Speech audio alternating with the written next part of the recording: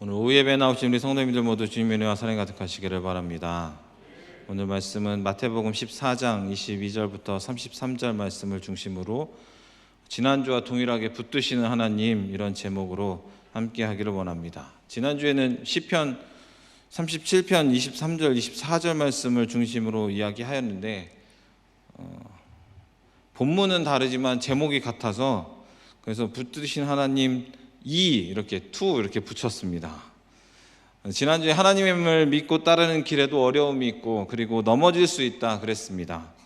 하지만 하나님은 아주 내동댕이 쳐지지 않게 놔두시지 않고 그냥 그대로 두지 않고 붙들어 주시는 분이라고 말씀을 드렸습니다. 그러므로 각자의 자리에서 주어진 일에 지혜롭게 대처하면서 성실하게 살아가야 된다. 위급할수록 지혜가 더 필요한 것입니다. 어떻게 보면 지금 이 순간에 우리에게는 참 지혜가 필요한 줄 믿습니다. 오늘은 그것 중에 조금 더 깊이 살펴보고자 할 그런 부분들이 있어서 그것에 대해서 다시 한번 붙드시는 하나님이란 제목으로 말씀을 나누려고 합니다. 제목이 뭐라 그랬죠? 네, 붙드시는 하나님입니다. 붙들다라는 한글의 이 뜻은요, 놓치지 않게 꽉 쥐다, 그리고 사람이나 사물이 달아나지 못하도록 잡다, 이런 뜻이 있습니다. 그러니까 아주 비슷한 말로는 붙잡다라는 말이 있는 것이죠. 그런데 저는 이 제목에 붙드시는 하나님이라는 제목을 붙이면서는요, 이 의미와 그리고 또 다른 한 가지의 의미를 덧붙여서 제목을 붙였습니다. 그러니까 덧붙인 그 의미에는 들어 올리시는 하나님이란 의미가 담겨져 있습니다.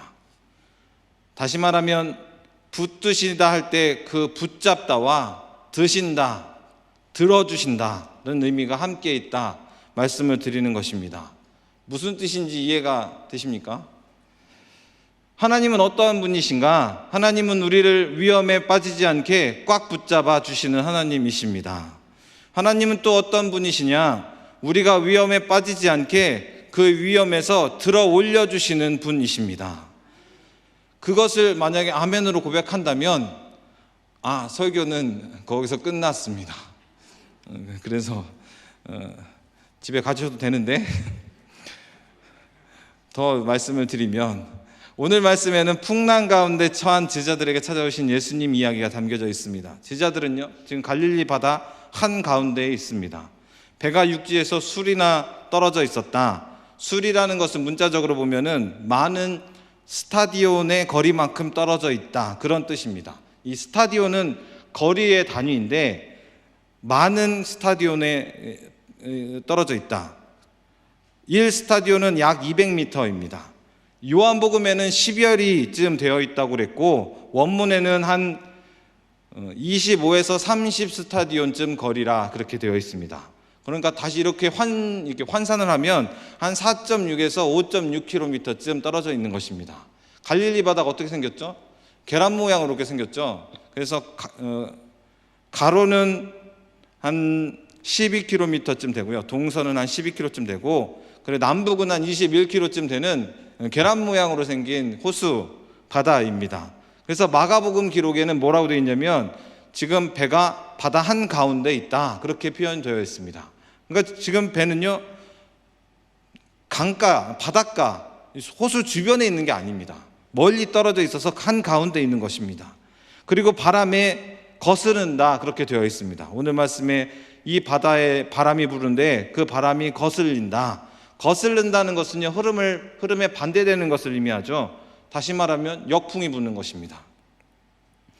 그 역풍이 불어서 물결로 인하여서 지금 고난을 당하고 있는 것이죠. 역풍이니까 물결이 아주 거셉니다. 배가 요동칩니다.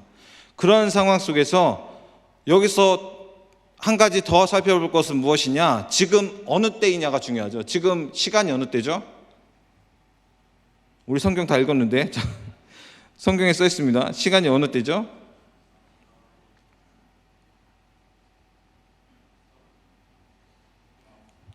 밤사경입니다. 밤사경은요, 밤을 넷으로 구분했을 때 네 번째 밤이다, 그런 뜻입니다. 1경, 2경, 3경, 4경하에서 밤사경인데 밤은 오후 6시부터 다음날 새벽 6시까지가 밤입니다. 넷으로 나누면 네 번째 밤은 언제죠? 새벽 3시부터 6시 사이입니다. 동이 트기 전 가장 어두울 때, 그리고 사람들이 가장 피곤할 때, 그때 제자들은 예수님 없이 갈릴리 바다 한가운데서 역풍이 몰아치는 그런 물결에서 정신을 못 차리고 있는 그런 상황입니다. 그때에 예수님이 제자들에게 오셨습니다. 다른 배를 타고 오신 것이 아니고 물 위를 직접 걸어서 오셨습니다. 그럼 왜 예수님은 늦게 오셨느냐? 오늘 말씀 앞부분에 뭐라고 되어 있냐면 예수님이 제자들을 재촉하십니다. 그리고 보내는 동안에 자신은 이 14장 이전에 22절 이전에 보면 오병이어 사건이 있습니다. 그 오병이어 사건을 뒷정리를 하시고, 그리고 예수님은 산에 가셔서 기도하시고, 그리고 나서 제자들에게, 풍랑 속에 헤매는 제자들에게 찾아온 것입니다. 풍랑 속에서 고난당하는 이 제자들이 그 예수님을 보고 나자 제자들은 반가운 것이 아니라 더 놀랍니다. 무서워하죠. 만약에 우리가 그 자리에 있었다면 우리는 정말 안 무섭을까? 당시에 어느 누가 사람이 물에 걸어올지를 알았을까? 예고된 게 아니잖아요. 그 중에 있던 사람들이 예수님이 조금 있으면 물 위로 걸어오실 거야, 그러니까 괜찮아, 걱정하지 마라, 그렇게 한 사람은 아무도 없습니다. 그 어느 누구도 사람이 걸어올 것이라고는 생각하지도 못한 그런 상황입니다. 그리고 구약이나 유대 문헌에도 물 위를 걷는 이야기는 전혀 없습니다. 오히려 뭐가 있죠? 물 사이를 지나간 것 있죠. 통과한 것은 있습니다. 출애굽 때 갈라진 홍해를 통과하여서 맨 땅을 걸었고요. 가나안에 거의 다 왔을 때에 요단강 물이 앞에 있을 때 그 요단강도 갈라져서 그 강 바닥을 걸어갔던, 통과했던 일은 이스라엘 백성이 있습니다. 그러나 그 물이 사라지지 않고 갈라지지 않고 그냥 위를 걸었다, 그런 일은 없습니다. 그런 이야기는 없는 것이죠. 그러니까 아무도 생각하지 못했으니까 어떻게 보면 두렵고 놀랄 수밖에 없었다는 것입니다. 그렇지만 예수님은 물 위를 직접 걸어오셨습니다. 그리고 놀라는 제자들을 향해서 직접 즉시 안심시켰습니다. 그러자 무슨 일이 있죠? 그 다음에는 베드로가 나섰죠. 당신이 만약에 예수님이면 나도 물 위를 걷게 해주세요, 그랬습니다. 예수님께서는 어떻게 하셨죠? 허락하셨죠.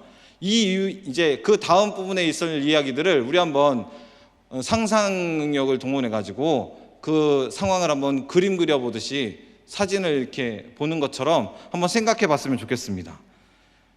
예수님이 이제 오라 그랬잖아요. 그럼 이제 베드로가 어떻게 할까요? 배에서 물로 내려옵니다. 베드로의 발이 물에 닿겠죠. 닿는데 아주 물속에 잠기지 않습니다. 물속에 빠지지 않죠. 물에 떠 있게 됩니다. 베드로가 예수님을 보고 발걸음을 한 걸음씩 뗍니다. 성경에는 뛰어갔다는 얘기가 없습니다. 걸었다는 얘기가 있으니까. 근데 걸었을 때 우리가 정황상 살펴볼 때 거기서 막 성큼성큼 걸어갔겠습니까? 조심조심 한 걸음씩 뗐겠죠. 조심스럽게 한 걸음씩 발걸음을 떼는데 신기하게도 빠지지 않습니다. 그런데 그때 베드로가 무엇을 느끼냐면 거친 바람을 보게 됩니다. 그리고 베드로가 거친 바람이 분다는 것을 어떻게 느꼈을까요? 바람을 보았다는 것은, 성경에 바람을 보았다 그러죠. 바람으로 인하여서 생기는 거친 물살, 지금까지 고난을 당했던 그 상황을 보게 된 것이죠. 그때 예수님을 향했던 시선이 거친 풍랑으로 돌아갔을 때 베드로는 물속에 들어갔습니다. 베드로는 다시요 예수님께 도움을 청하죠. 주여, 나를 구원하소서. 그때 예수님께서 베드로의 손을 붙잡습니다. 그리고 구원해 주셨습니다.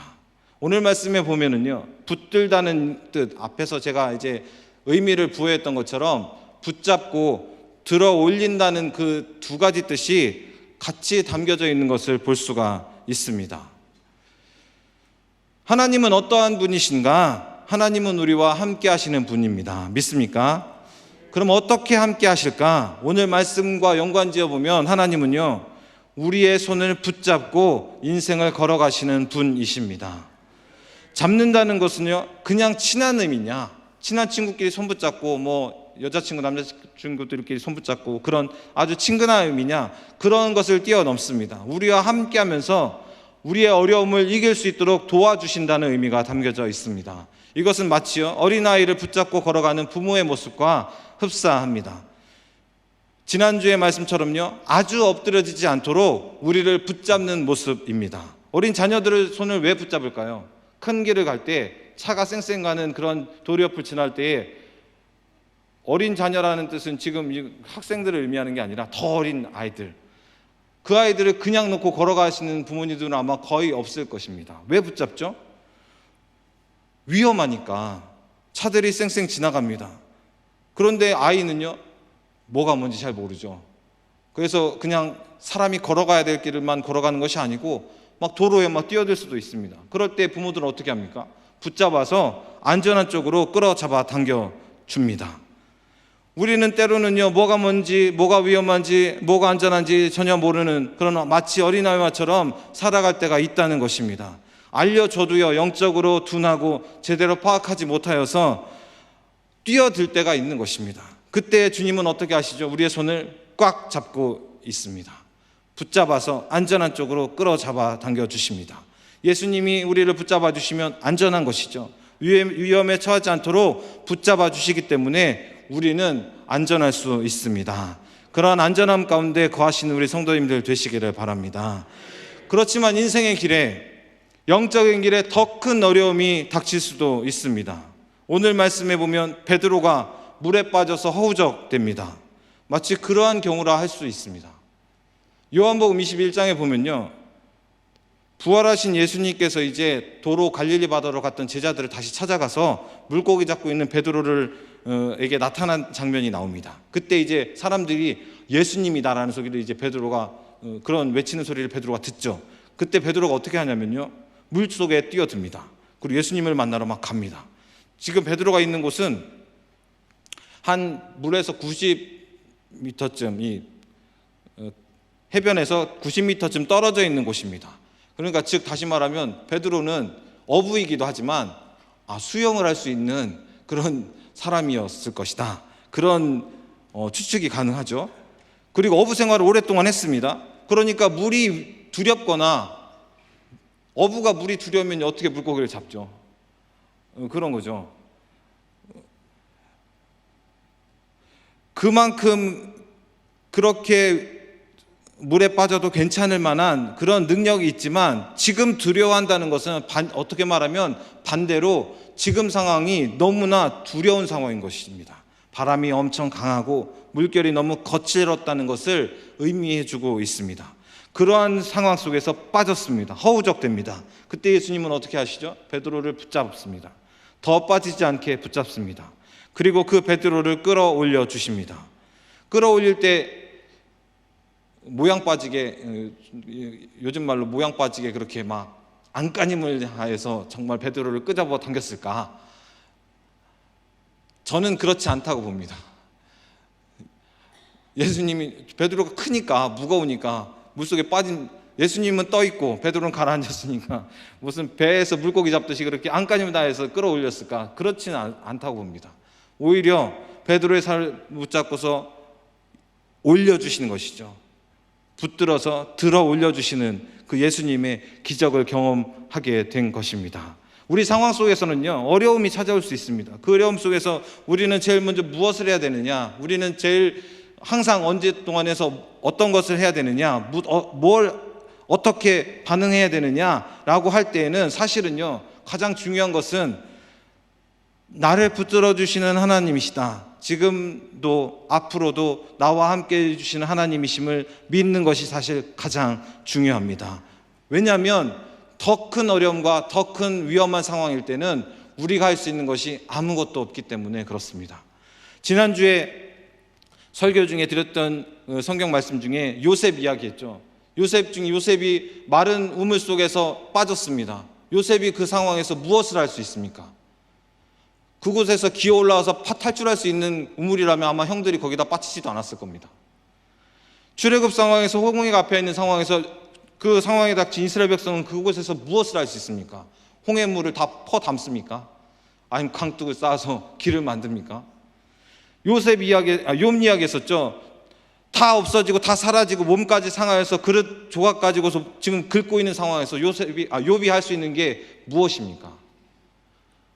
그런 절체절명 위기의 상황 속에서는 우리가 할 수 있는 것이 아무것도 없습니다. 그러나 무엇을 그때 해야 되느냐? 우리들은 이런 상황 가운데서도 우리를 들어 올려주실 수 있는 분, 그 하나님을 믿는 믿음이 있어야 될 줄 믿습니다. 그 믿음은요, 닥치면 가능하느냐? 그렇지 않습니다. 미리부터 신뢰하고 미리부터 하나님을 믿는 믿음을 우리가 굳건하게 가져야 될 줄 믿습니다.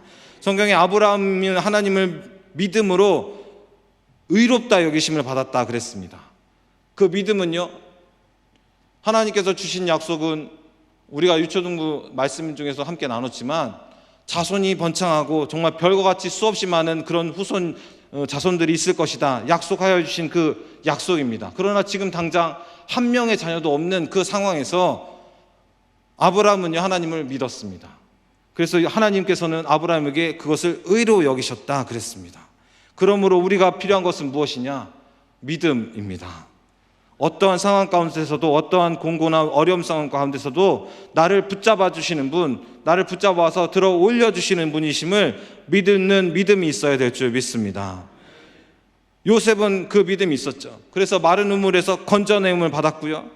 그리고 출애굽 가운데서 모세는요, 그 믿음이 있어서 하나님께서 그 역사하심으로 인하여서 홍해를 갈라주시기도 하고, 그리고 욥은 이전보다 더 큰 재물과 복을 받는 놀라운 은총을 받았습니다. 은혜를 받았습니다. 때로는요, 너무나 어려운 상황이고 힘든 상황이고 지금 상황이 특별히 그런 상황입니다. 우리가 할 수 있는 것이 사실 너무나 적은 상황이죠. 그때 우리는 무엇을 해야 됩니까? 하나님을 믿는 믿음을 더 굳건하게 가져야 될 줄 믿습니다.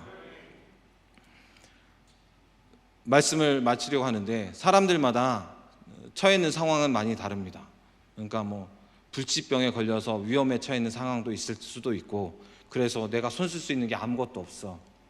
때로는 경제적인 것이 너무나 없어서 정말 다른 사람들은 가볍게 넘어가는 것도 우리 가족은 가볍게 넘어가지 못하는 경우들도 있을 수 있습니다. 예전에 서울에서 사역할 때 선생님 중에 혼자 되신 선생님인데 자녀를 두고 있는데 자녀가 너무 아픕니다. 근데 어떻게 해줄 수 있는 방법이 없는 상황입니다. 가진 것도 없고요, 차도 없고 아무것도 없는 상황인데 고열의 아이가 힘들어합니다. 대부분 가정들은 그 상황에서 쉽게 처리할 수도 있겠죠. 그리고 죽을 만한 그런 죽을 병에 걸린 건 아닙니다. 그렇지만요, 그분은 그 상황에서 할 수 있는 게 아무것도 없습니다. 무엇을 했을까요? 아이를 손을 얹고 기도를 해주는 거죠. 자기는 얘기하면서 그런 얘기를 하는 거예요. 나는 신유의 은사가 없는데, 병 고치면 은사가 없는데, 그런 정말 막막한 상황이 닥쳤을 때 기도하면 꼭 하나님께서 아이를 병을 고쳐주시더라. 그렇게 고백을 해주시는 이야기를 들었습니다. 각자의 삶 가운데 지금 닥쳐있는 상황에서 손 쓸 수 없는 그런 상황에 처해 있는 분들이 있습니까? 하나님을 믿는 믿음을 더 돌아보시고 더 오히려 주님을 붙잡으려고 노력할 수 있는 그런 귀한 우리 성도님들 되시기를 바랍니다. 선교지도 마찬가지죠. 우리는 편한 생활이지만 거기서는 똑같은 상황 속에서 너무나 고통받고 있는 분, 아무것도 할 수 없는 그런 처해 있는 상황 속에 있는 그 선교사님들, 그런 상황 속에 있는 그런 선교지가 있을 수 있습니다. 우리는 그런 가운데서도 믿음을 잃지 않도록 같이 중보기도 해줘야 될 줄 믿습니다. 그러면 하나님께서 붙잡아 주시고요, 그리고 하나님께서는 그 상황을 들어 올려주셔서 옮겨주십니다. 해결하여 주시는 것이죠. 분명히 그렇게 약속하여 주셨습니다. 그 약속을 믿고 또한 우리가 앞으로 인생을 살아가는 그런 귀한 우리 성도님들 다 되시기를 바랍니다. 우리 함께 기도하도록 하겠습니다.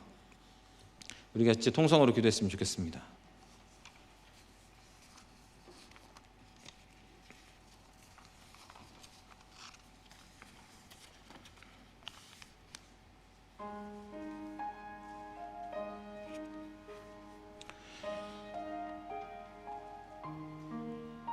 우한에 있는 선교사님, 우한 지역에서 추방당한 선교사님이 말씀 중에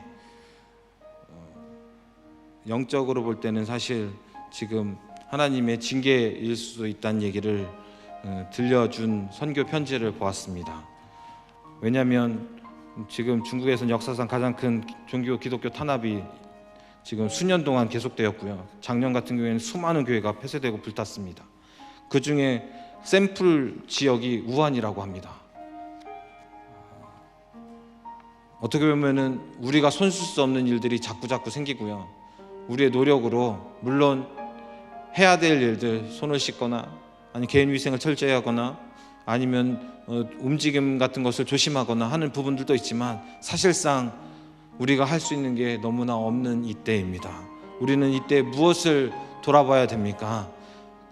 하나님을 향한 나의 믿음이 얼마나 굳건한지 확실한지 그것을 우리가 돌아봐야 되지 않겠습니까?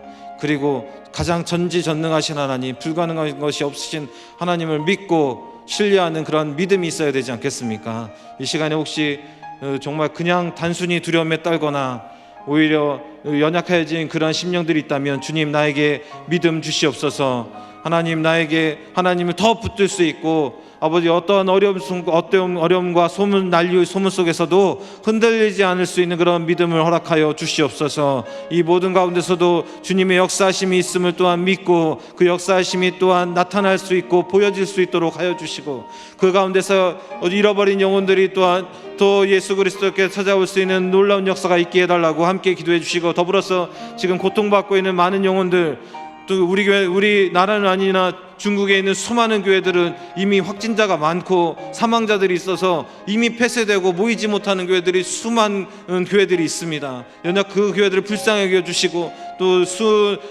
전 세계에 있는 교회들을 불쌍하게 해주시고 선교지를 긍휼히 여겨 주시어서 그 어려운 가운데 절체절명의 위기 속에서 주님 들어올려 주시옵소서. 해결하여 주시옵소서. 고쳐 주시옵소서. 우리 함께 중보기도 하기를 원합니다. 주여 세 번 외치고 함께 기도합니다. 주여 주여 주여. 사랑과 은혜가